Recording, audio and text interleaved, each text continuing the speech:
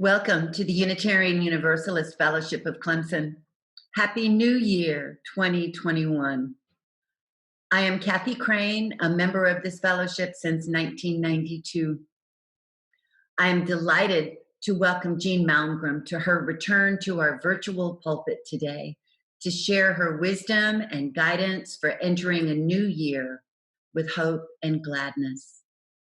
The pandemic restrictions continue to require that UUFC's beautiful building remains closed.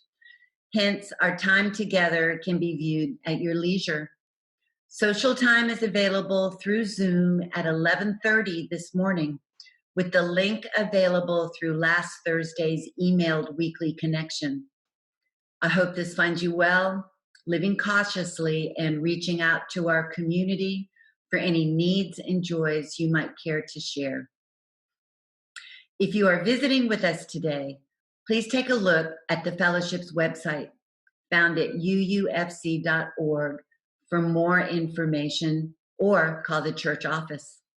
We encourage visitors to consider involvement with our worship, our community, and our social time.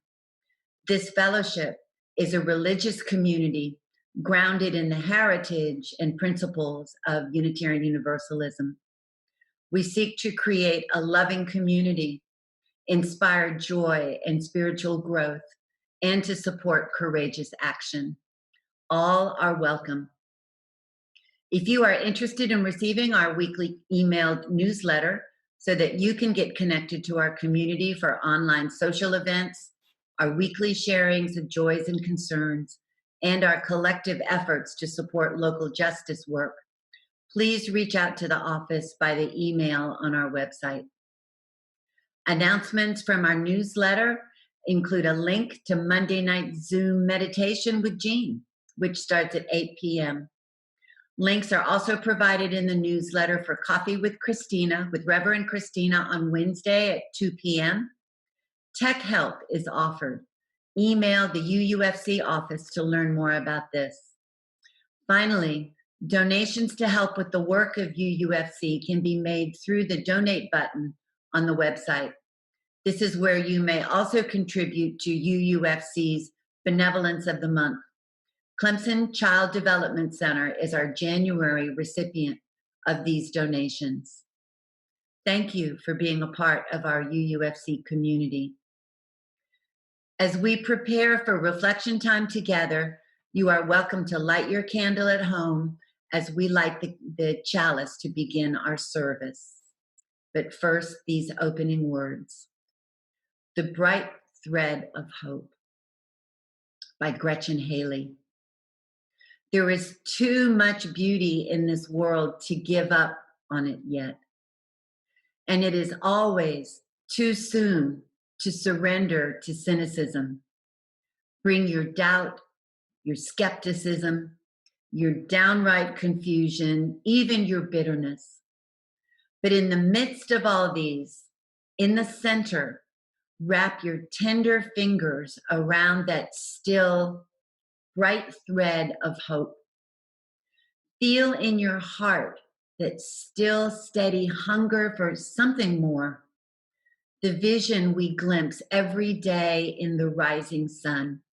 Across the foothills, the light that spreads across the face of the one we love.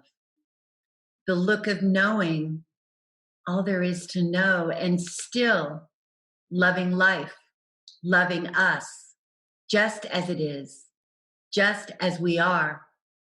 For this hour, we come to celebrate, to praise, to give thanks, to refuse to give up, to steady ourselves, keepers of hope, brave builders of this still possible world. Come, let us worship together.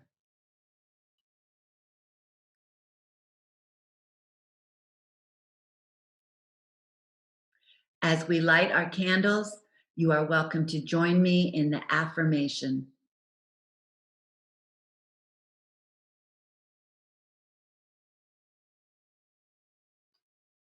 We gather together in a spirit of love, with justice as our guide. This is our chosen covenant, to dwell together in peace, to seek the truth with freedom, and to care for one another.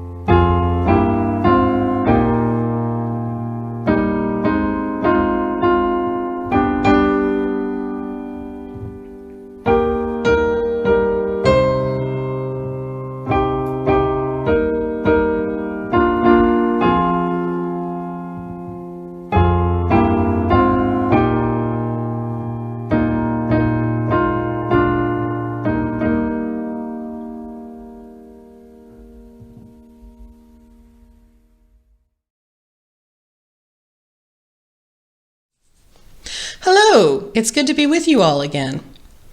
A couple of days ago, many of us celebrated the beginning of a new calendar year as we said goodbye to the year 2020 and hello to 2021. Not everybody marks the start of a new year at the same time or in the same way. You may remember how we talked about the Jewish New Year of Rosh Hashanah back in September, or the new turning of the pagan wheel of the year at Samhain at the end of October. Many people around the world will celebrate the Chinese New Year next month on February the 12th. All of these celebrations have their own special foods, practices, and traditions that go along with them. For those of us who celebrate the New Year on January the 1st, one special tradition may be making a New Year's resolution. Have you ever made a New Year's resolution? If you haven't, you may be wondering exactly what a resolution is and how you can make one. And those are the very same questions which a little squirrel asks in our story today.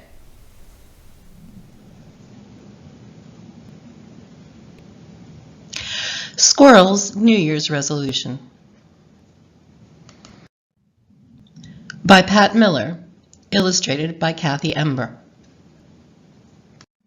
Squirrel pinned up her brand new Nut of the Month calendar. It's January 1st, the radio said. A great day to make a resolution. Make a resolution, wondered Squirrel. How do you do that? Bear might know. She went to see Bear at the Lonewood Library. Happy New Year, he said. Same to you, Bear. Do you know how to make a resolution? Is it like making a snack? Bear laughed. Resolutions are more important than snacks. More important than snacks, said Squirrel. What is a resolution? A resolution is a promise you make to yourself to be better or to help others, Bear said. When we begin a new year, we make a fresh start. Wow, did you make a resolution? Asked Squirrel. I did, Bear answered. I resolved to teach others how to read. I'm going to teach Skunk as soon as she gets well. Oh no, Skunk is still sick, Squirrel thought, as she hurried to Skunk's house for a visit. She forgot all about making a resolution. Skunk was sick of being sick. "I'm stuck in bed until Dr. Owl says I'm better," said Skunk. "I would rather be learning to read. That's my New Year's resolution." Squirrel knew how to cheer up her friend. She hid at the foot of the bed. She popped up and shouted, "Boo!" Skunk giggled. Hide and skunk was her favorite game. Squirrel popped up again. "Boo!" And again. "Boo!" By now, Skunk was laughing hard. Just then, Dr. Owl came by. "Skunk, I can tell by your laughter that you are feeling much better," he said. "Now you can visit Bear. Just make sure you have a healthy lunch first." Lunch, thought Squirrel. She headed toward the hidey hole diner. Maybe somebody there can help me with my resolution. On her way, she met Mole and Turtle. Mole was holding a map close to his nose. "What are you doing?" asked Squirrel. "Turtle and I resolved to plant a garden," said Mole, "but I can't find a good place to dig with all these trees." "Wait here," said Squirrel. She dashed up an oak tree and looked down. She spied Wildcat Creek and on its bank a perfect place for a garden. Squirrel scampered down and led Mole and Turtle through the woods to the edge of the creek. She helped them stake out string for the borders of the garden. "Thanks, Squirrel. I will start digging right after lunch," said Mole. "Lunch," thought Squirrel, and she rushed away. She still hadn't thought of a resolution. At the diner, Squirrel chose a stool next to Porcupine. He looked grumpy. "What's wrong?" asked Squirrel.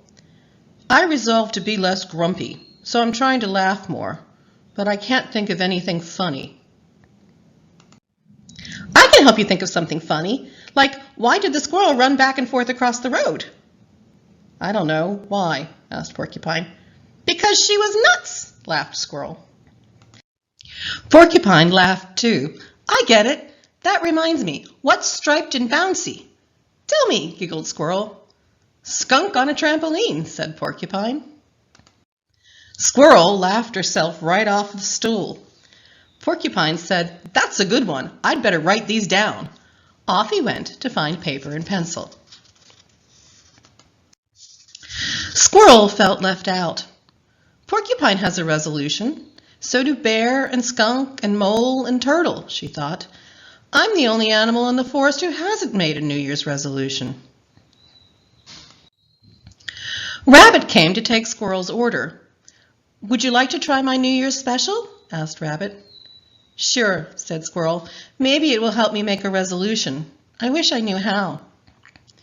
"Think about a way to improve yourself, or a way to use what you're good at to help others," said Rabbit. Squirrel ate her lunch special and thought hard. Just then, Skunk came in. "I need a healthy lunch. Thanks to Squirrel, I'm feeling much better." "Sit with me, Skunk," Bear called. "I see you brought our first book." Turtle and Mole came in next. "What do you have for two thirsty animals who just started a garden?" said Mole. "Squirrel found a terrific place for it," said Turtle. Porcupine hurried in. "Do you know why Bear said caw, caw?" Before anyone could answer, Porcupine said, "He was learning a new language." All the animals laughed.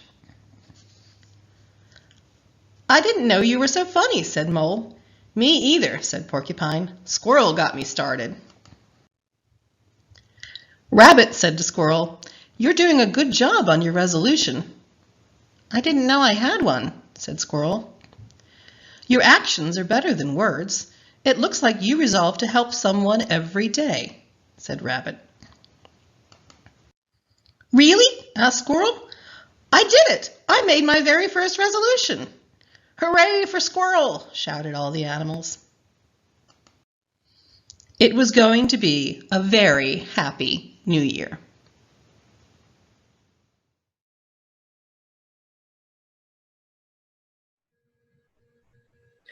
Thank you to the friends who assisted with making this service happen. Jeanne Malmgren for her willingness to share her unique guidance. to Karen Hebel for the wonderful story shared, Reverend Christina Branham Martin for guidance with the production steps, and to Corey Dodgens for the lovely piano. As is our tradition with UUFC, we take time to light candles, honoring our collected joys and concerns.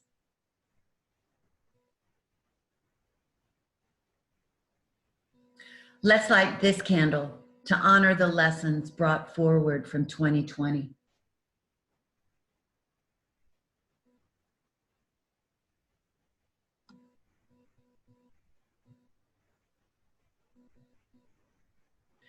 This candle is lit to represent the hopes for peace, joy, and love with the new year, 2021.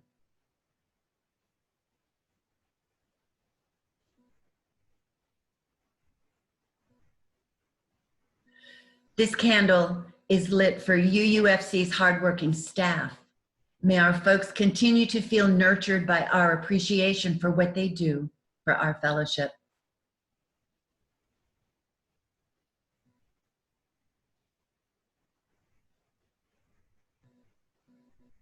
This candle is lit for our UUFC board and committee chairs, beginning their terms with this new calendar year. May they persevere through the tasks, the partnerships, and the joys of what it takes to keep our fellowship vibrant and alive.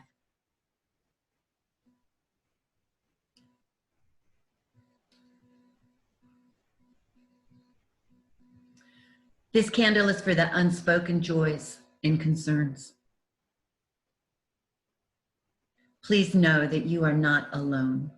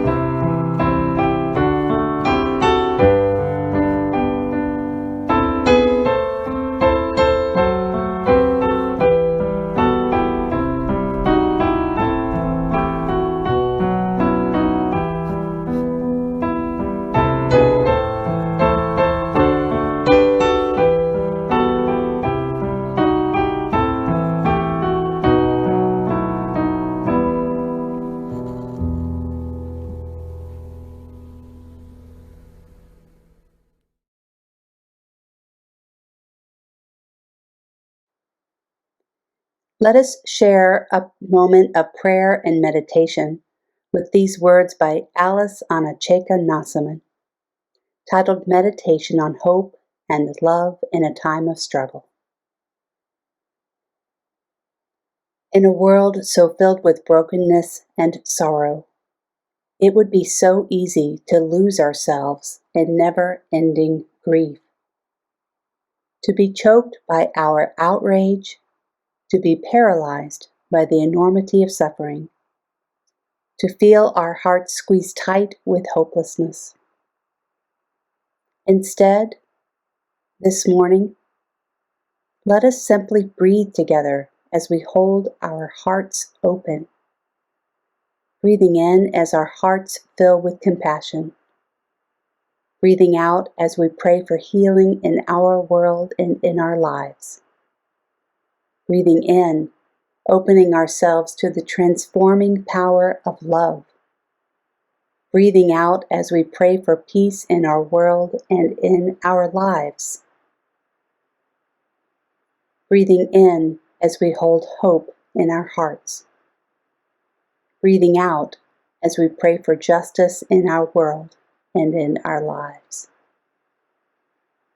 May we know our strength. May we be filled with courage. May our love flow from us into the world. Breathing in, we are the prayer. Breathing out, we are the healing. Breathing in, we are the love. Breathing out, we are the peace. Breathing in, we are the hope. Breathing out, we are the justice. May we know our strength. May we be filled with courage. May our love flow from us into this world. Amen. Blessed be. May it ever be so.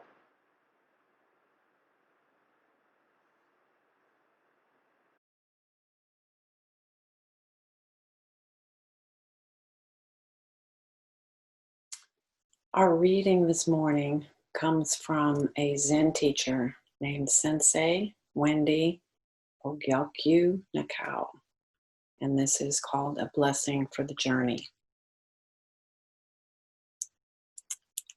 Let us vow to bear witness to the wholeness of life, realizing the completeness of each and everything. Embracing our differences, I shall know myself as you and you as myself. May we serve each other for all our days, here, there, and everywhere. Let us vow to open ourselves to the abundance of life. Freely giving and receiving, I shall care for you and for the trees and stars as treasures of my very own. May we be grateful for all our days, here, there, and everywhere. Let us vow to forgive all hurt caused by ourselves and others, and to never condone hurtful ways. Being responsible for my actions, I shall free myself and you. Will you free me too? May we be kind for all our days, here, there, and everywhere. Let us vow to remember that all that appears will disappear. In the midst of uncertainty, I shall sow love. Here, now, I call to you. Let us live together the great peace that we are. May we give no fear for all our days, here, there, and everywhere.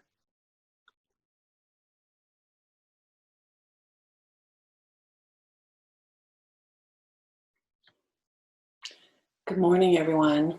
My name is Jeanne Malmgren, and I'd like to welcome you to UUFC's first Sunday morning service of the year 2021. I'd like to share a few thoughts with you this morning about the concept of hope as it relates to this passage from the old year into the new year. And, just 2 days ago, we welcomed this new year, and I think for a lot of us, this was maybe a very significant and meaningful New Year's celebration, because we finally left behind what will undoubtedly be remembered as an extraordinarily difficult year. This was a year that challenged us with fear and confusion, all kinds of social upheaval and the isolation of a pandemic, division, political infighting, illness, fear of illness, death. This was a year that really just took about everything we had psychologically and emotionally to get through it, simply to get through it. And it was also a year when we found out just how not in control we are of the universe. And we also were reminded in a very visceral way how tenuous and fragile are those things that we take for granted. The people we love and the things we love, the places we love, all those cherished rituals and gatherings that we've had to give up. So we're entering this new year, I think, pretty worn out, pretty spent. And for a lot of us, I think the one thing maybe that we have left, the one thing that we're carrying into this new year is hope. We hope that this year will be better. We hope that some parts of our lives might return to normal, some semblance of normal. We hope that the struggles of last year might somehow lead into the birthing of a healthier world, a more unified world. But here's an important question. When we are so worn out by the previous year, is there anything that we can do to build hope as we walk into this new year? Is there anything we can do that will encourage the development of hope in our minds, in our hearts? You know, hope can spur a lot of energy. It can be a great motivator. It can be the one single thing that propels us from a difficult past into a brighter future. But what do we need to do to cultivate hope in ourselves? And how can we keep this light lit as we move forward into a new year? One of the enduring symbols for this time of year is the Roman god Janus, or Janus, Janus. Of course, our month January is named after Janus, and Janus is traditionally seen as the god of gates and doorways, the god of transitions from what was into what will be. So Janus, if you've ever seen pictures of him, is represented with two faces. One of the faces of Janus is looking backwards into the past, and his other face is looking forward into the future. So Janus sees both what was and what is to come, the old year and the new. But the interesting thing, I think, is that Janus, with his ability to see both the future and the past, is not located in either the past or the future. He's physically in the present. He's anchored in the present, but has the ability to look into those two directions, future and past, from that vantage point in the present. And this is maybe the first important thing to say about hope, is that it has its beginnings in the present, right? It's a forward thinking state of mind. It's pointed toward the future, but we're feeling hope and we're embodying hope in the here and now, in the present. So I think the first thing we need, if we're going to cultivate hope, is we need to be comfortable being in the present, in the here and now. And that means even if the present is uncomfortable or unsure or in some way not to our liking, we need to first accept whatever the present is handing us before we can project our thinking into the future and whatever we hope the future will bring. You know, for inspiration in this, I sometimes turn to Viktor Frankel. If you haven't heard of him, Viktor Frankel was a Viennese physician, a neurologist, and psychiatrist in the 1930s, who was researching the concept of hope, this idea of hope, at the same time that World War II was heating up all over Europe. And eventually, of course, Frankel and his family were rounded up by the German troops and taken to concentration camps. And when they were arrested, Frankel had thought ahead and tried to preserve his research work by smuggling his manuscript. He had a book manuscript in progress, and he literally sewed it into the lining of his overcoat. But of course, the Nazis took everything from them, including his coat. So he lost his work at that point and his freedom. And he spent the next 3 years in concentration camps and lost almost all of his family members. His parents died, his brother, his new wife died. He only had been married, I think, 6 months when they were taken away. But Frankel tried to keep going, and he tried to keep himself sane by recreating that lost manuscript, partly in his head and partly on whatever little scraps of paper he could scrounge in the camp illegally. And in the concentration camp, his research took on an entirely new layer because he wrote about the fact that among his fellow prisoners, the ones who tended to survive were not necessarily the strongest ones or the youngest or the healthiest ones. The prisoners who survived that incredible suffering that they went through were usually the ones who had hope. The ones that made it out of there alive were the ones who could sustain some kind of vision of the future. They could see ahead into the future, like Janice, even though they were stuck in a hellish present.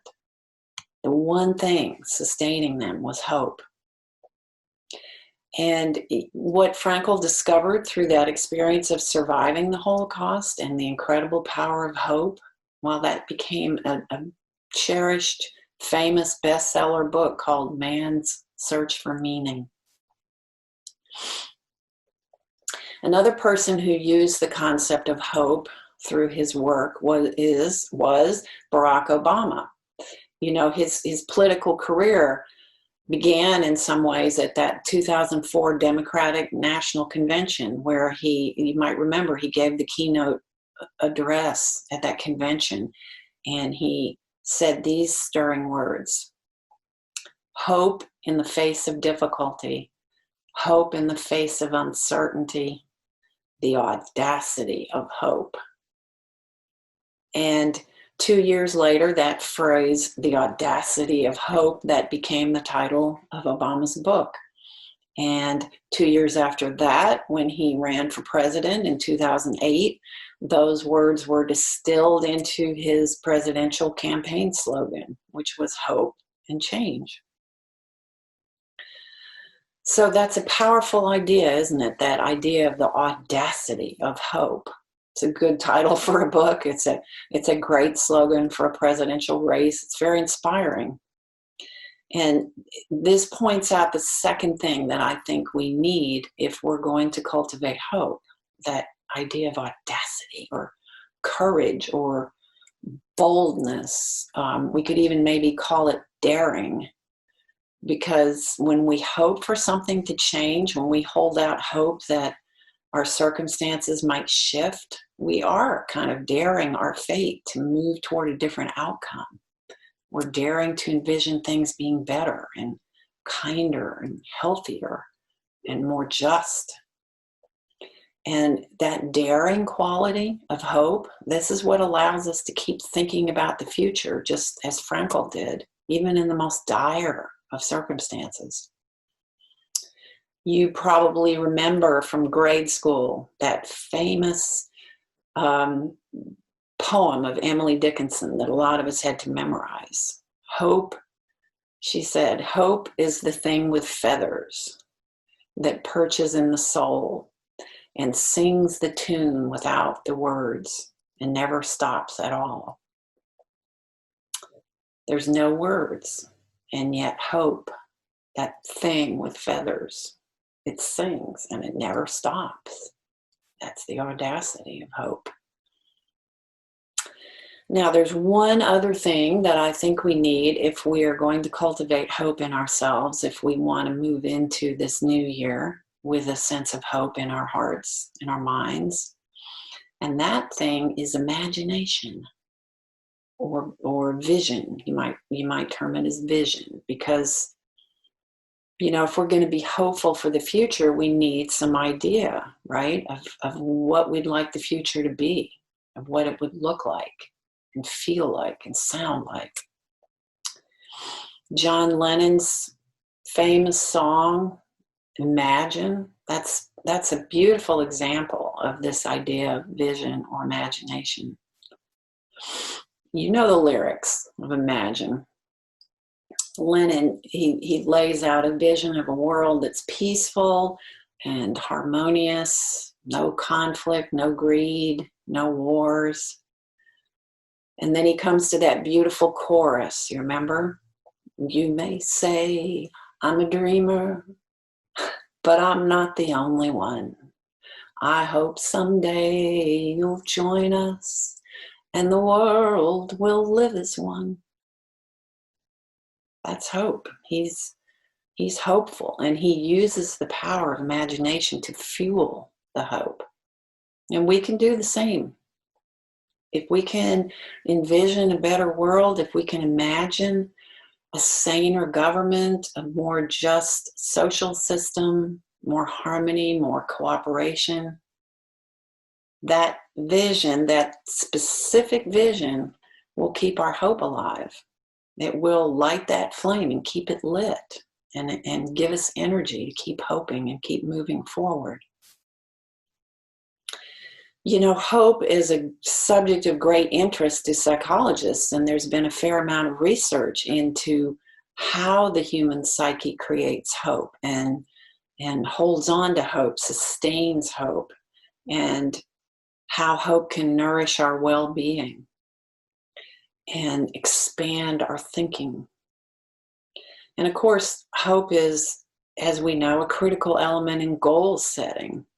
If we have hope, we can set goals. We can move forward toward the goals.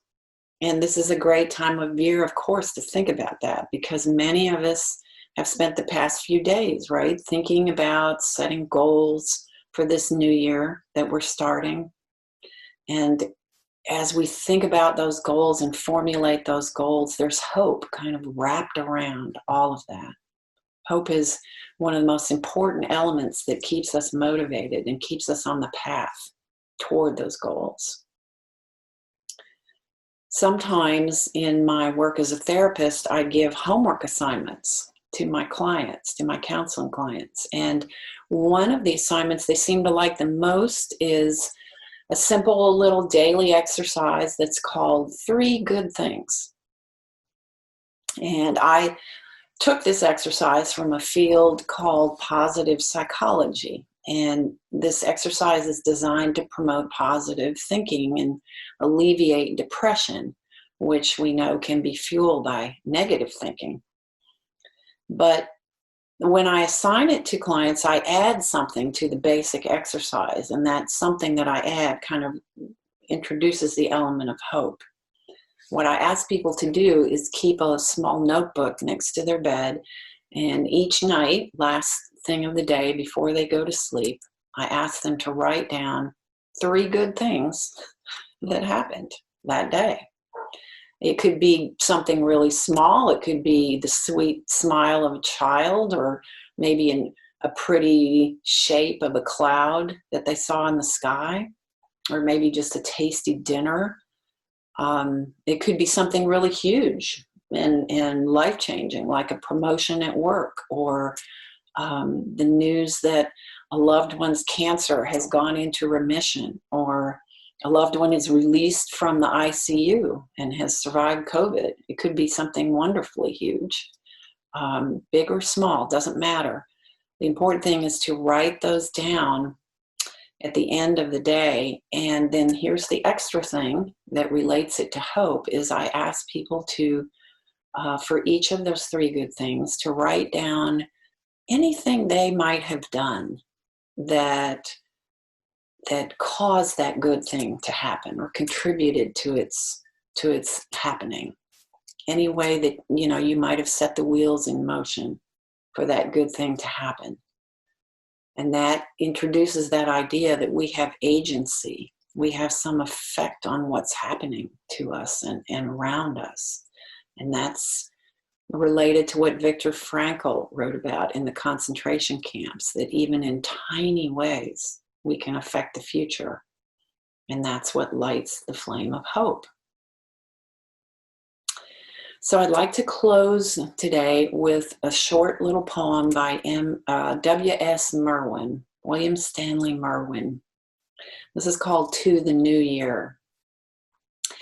If you don't know of Merwin, he was an American poet, very prolific, wrote many books of poetry, was 2 times the poet laureate of the United States, won a couple of Pulitzer Prizes. He was also an anti-war activist and a practicing Buddhist and a proponent of deep ecology, conservation. He lived a lot of his later life in Hawaii, where he took an old pineapple plantation that he bought, where the land had just been exhausted by that intensive agriculture. And Merwin and his wife brought this piece of land back to life, literally, by planting palm trees, native palm trees, different varieties, 3,000 palm trees, I think, all told. It's said that when he bought the land, he planted trees the very first day that he owned the land, and then he did it every day for 40 some years that he and his wife lived there. That was quite an act of audacious hope, right? He turned what was wasteland into this lush, biodiverse tropical forest that is still being preserved. And there's a lovely quote from Merwin when someone asked him how he felt about all this tree planting, basically his life's work and what it represented to him. And Merwin said, "On the last day of the world, I would plant a tree." There's hope. So let me now close by reading W.S. Merwin's short poem to the new year. With what stillness at last you appear in the valley, your first sunlight reaching down to touch the tips of a few high leaves that do not stir, as though they had not noticed and did not know you at all. Then the voice of a dove calls from far away in itself to the hush of the morning. So this is the sound of you, here and now, whether or not anyone hears it. This is where we have come with our age, our knowledge, such as it is, and our hopes, such as they are, invisible before us, untouched, and still possible. Our hopes, such as they are, invisible before us, untouched, and still possible. Thank you.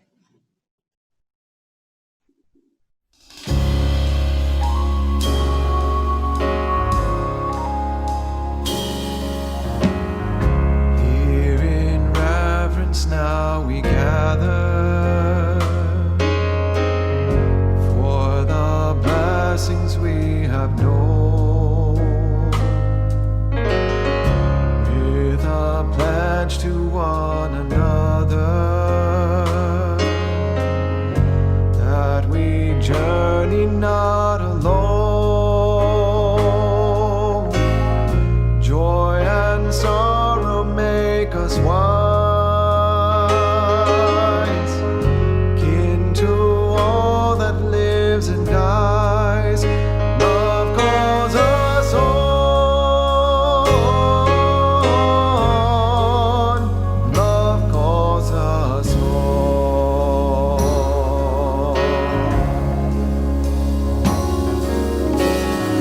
Words and deeds of those before us,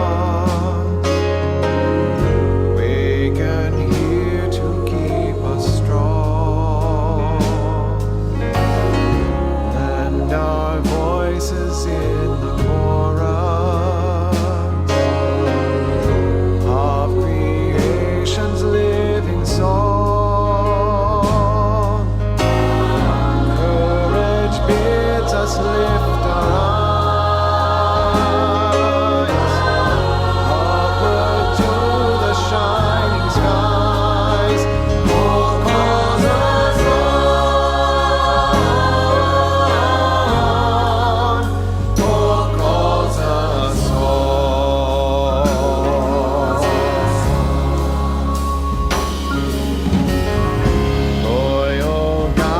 in love and duty. Lead us with a trusted light. Blessed are they whose inward beauty shows the path of truth and right. Honor is their earthly prize. By their work we realize faith calls us on.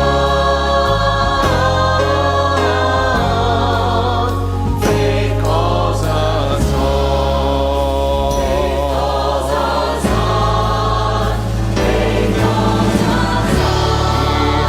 Shed a radiant hour when the truth has made us free, and our Spirit's gracious power dreamed of good that yet shall be. Right the path before us lies. Joyful pilgrims now we rise. Life calls us on. Life calls us on. Life calls us